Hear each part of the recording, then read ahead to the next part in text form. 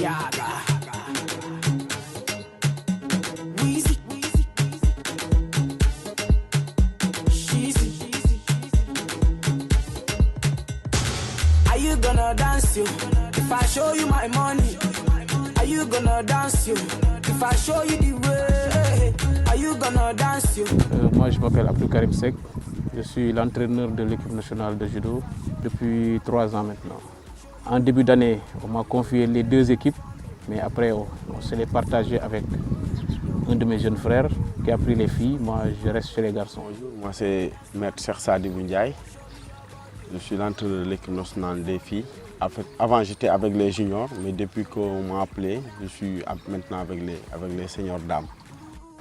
Tout au long de l'année, on a l'habitude de retrouver les judokas 3 fois par semaine, dans la semaine. C'est-à-dire les mardis après-midi, tous les jeudis et les dimanches matin, on est au stade pour faire un peu de travail physique. Aussi au Sénégal, on n'a pas encore un grand nombre au niveau des femmes. Du coup, on s'entraîne avec les garçons, parce que parfois aussi les filles ont besoin de changer, de tâter un peu les garçons pour pouvoir se mesurer à eux. Parfois, ça les permet d'avoir, parce que sur le plan national, elles n'ont pas le même niveau que celles qui sont en Afrique. Parfois, il est bien de se frotter aux garçons et ça va les permettre quelque part de hausser un peu le niveau. Aujourd'hui, le challenge principal, c'est d'avoir le maximum de qualifiés aux Jeux Olympiques. Et ça va passer par des médailles aux championnats d'Afrique. On en a besoin déjà pour se qualifier. On aura besoin aussi de participer à beaucoup plus de compétitions, parce qu'il y a d'autres compétitions qui sont qualificatives pour les Jeux Olympiques de Rio. Et c'est très important pour la suite des activités du judo en général. Personnellement, j'aimerais avoir le plus de médailles possible avec ces filles, parce que c'est possible. On a fait une préparation assez longue depuis le début de l'année. On a fait des stages on a fait un stage de 10 jours à Ziguinchor. On a fait un stage de 10 jours au Parcelles Assainies et on vient de terminer ce stage de Djambar. Et parallèlement, il y avait les entraînements de routine les mardis et les jeudis. Donc je sens que l'équipe est fin prête pour pouvoir apporter le maximum de médailles possible. Parce que nous, notre souhait, c'est juste, certes, on part pour les championnats d'Afrique. Mais le plus important, c'est d'avoir le maximum de qualifiés possible.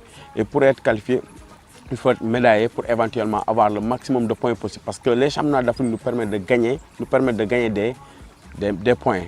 Et les tournois qui vont suivre, et ça va nous faciliter la qualification aux Jeux Olympiques. D'abord, si on va dans le site actuellement de la FIGE, pour les classements au niveau continental, quand on voit les engagés actuellement au niveau de ces championnats d'Afrique, presque tous nos athlètes sont parmi les 5 ou 8 premiers. Ils sont très bien classés. Au moment où on parle, si les qualifications s'arrêtaient là, on aurait au moins 2 qualifiés. C'est Hortense Diédhiou et Amadou Mbagnick Ndiaye. Donc on est satisfait, mais on ne veut pas s'arrêter là. On va avoir le maximum de qualifiés. Notre objectif, c'est au moins d'avoir 5. Le fait que le sport a quitté l'école, ça nous a causé beaucoup de problèmes, parce que nos grands champions quand même nous venaient de l'IASU. Donc c'est ce qui a fait qu'à un moment, les filles ont préféré aller à l'école que de venir faire du judo. Par moi, à l'école, ils étaient championnes, on les reconnaissait partout où elles passaient, mais à un certain moment, il y avait cette rupture qui a fait qu'elles ne font plus de judo. Ce qui manque, j'allais dire ce qui manquait tous les ans, c'est le fait de faire d'autres compétitions avant les championnats d'Afrique. Cette année, on a eu la chance de faire l'Open de Tunis, même si on n'avait que 2 athlètes. Mais le clou, c'était l'Open de Casa, où la fédération a réussi à déplacer 10 combattants, plus 2 entraîneurs. Il y avait beaucoup de pays européens surtout. Et on a réussi à avoir des 7e, 5e et même 3e place, une médaille de bronze. Donc il fallait le faire. Et je pense que, comme j'ai dit tantôt, je vais me répéter, c'est le travail qui commence à donner ses fruits.